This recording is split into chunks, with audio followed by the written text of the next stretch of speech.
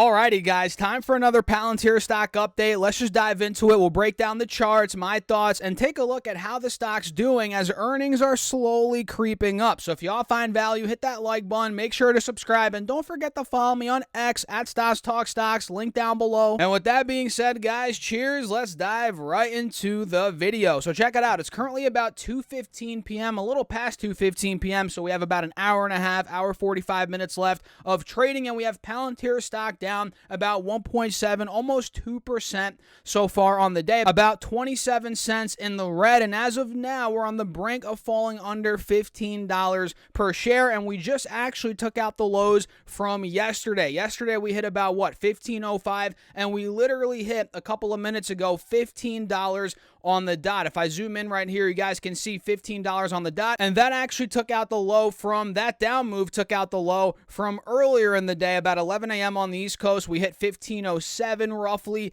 and again, we just hit 15 bucks, so this is not heading in the right direction for the bulls, at least in the very short term, and by the looks of it, man, we're going to be in the 14s, maybe by the time this video is over, for all we know. We'll see how it plays out over the course of the next couple of minutes, but as of now, it's clear that the bears still have a freaking vice grip on this stock. You guys can see if I pull up the oval tool here to show you. Yesterday, we hit 1590 on that morning pop. You guys saw that. We talked about it yesterday as well. And we can see we've made lower highs pretty much ever since that point. So we hit 1590. Lower high at about 1575, lower high here at about 1550. That was yesterday. And yes, we did see a bit of a pop in the pre-market, which was nice, but notice how we failed again at 1570 in the pre-market, which was one of the highs from yesterday. You guys can see, and there we go. Palantir's in the $14 range literally right now. So you guys can see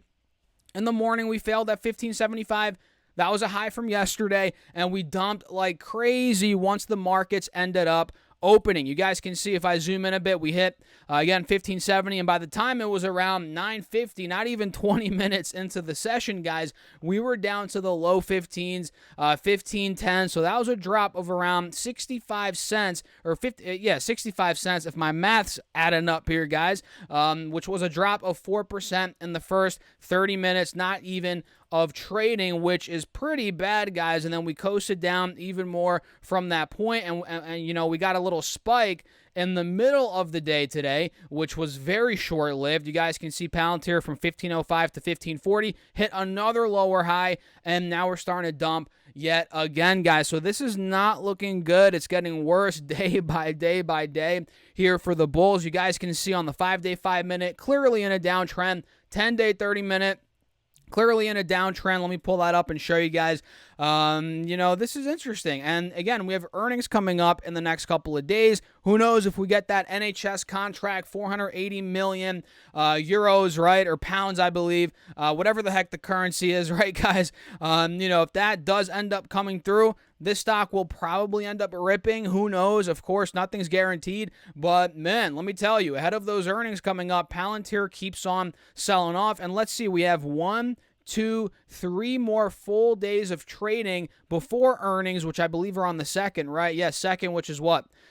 Thursday or Wednesday, or whatever day that is. So let's see. Actually, no, it's Thursday, right? Yeah, Thursday. So let's see. Do we end up maybe going down a little bit more? Because mind you, look, 1480 was the low from the beginning of October. So maybe we go and test that. Then maybe we do something like this heading into earnings. Maybe a rally back towards the 180 SMA, being in the mid-16s on this 1-hour chart. But another thing that could happen, totally possible, totally in the cards, is we take out 1480 and then we start shooting down to the lows from, a couple weeks ago being about 1380, right? So that's totally possible, and that's actually support over the past couple of months. You guys can see mid to high on 13. So if it's, it's a big possibility that if Palantir does crack under 1480, man, This could be going down to 1380, maybe even before earnings, and that could be setting up for an interesting opportunity, especially if earnings are better than expected. Maybe guidance is very strong, something out of left field comes, and it's not priced into the stock. That could be setting up Palantir for maybe a massive recovery, but it's a big risk, right? Which is why I'm not trading this thing right now. I'm not holding through earnings, and I might regret that. Honestly, I'm not going to regret that. Old stocks probably would have regretted that if I missed the move, but in this case, guys, the risk is way too high for the possible reward, and I'm not telling you guys what to do. You can go ahead and hold through earnings, do whatever the heck you want. It's your money. I'm not a financial advisor. I'm not your financial advisor, right? So I can't tell you what to do, but for me, guys, I'm kind of waiting on the sidelines here as there's a serious possibility, we fill this gap down to 1480, or 1380 rather. That's totally in the cards. And if you guys want to see the earnings breakdown in terms of EPS estimates, revenue, go check out my video from yesterday. We also talked more about that possible NHS contract up to 500 million pounds, whatever the heck the currency is. Again, guys, it's pounds, right? Anyway, it's going to be interesting to see if that goes through.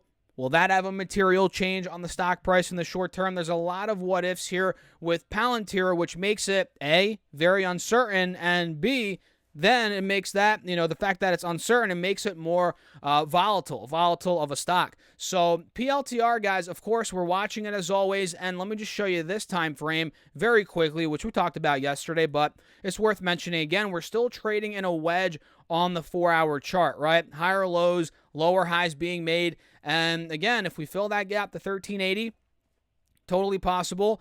That's going to be a big spot of support. And then if that were to break, man, we didn't even talk about that. But Palantir could start slipping even more, which let's not get ahead of ourselves, guys.